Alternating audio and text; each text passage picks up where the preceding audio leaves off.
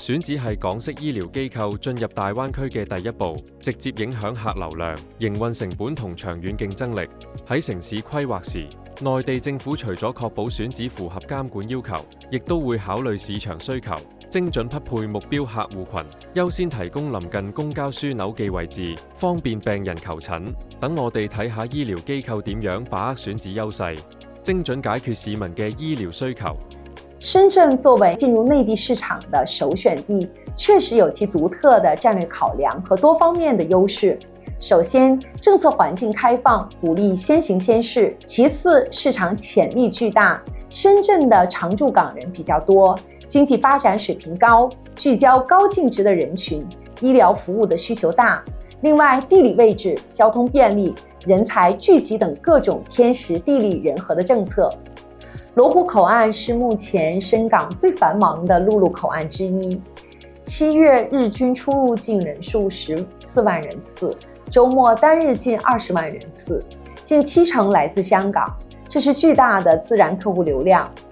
港铁直达罗湖口岸，口岸出关步行几分钟可达，实现了早晚通勤，吸引更多的香港医生来执业。在大湾区设立港式医疗机构，对国家医改政策的积极响应。服务人群以湾区为主，主要集中在深圳本地医疗需求的居民和口岸跨境人群，辐射全国，为深圳及境外人士提供港式優質的眼科醫療服務。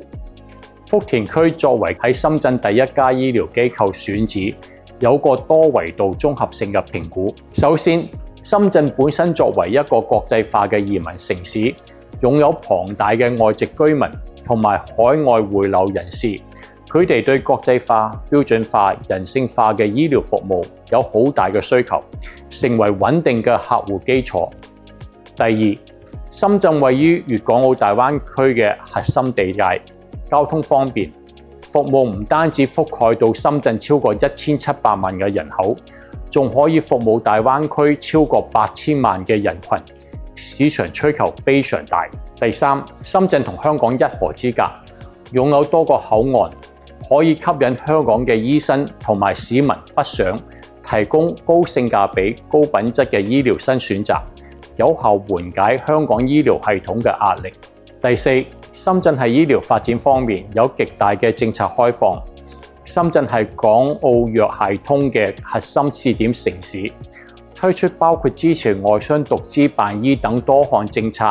喺機構成立、執業許可方面提供好多便利。同時，深圳嘅科技產業優勢同醫療領域深度融合，有更獨特嘅優勢。深圳作為中國嘅科技創新中心，喺人工智能、大數據、機械人等方面實力雄厚，例如 AI 輔助診斷、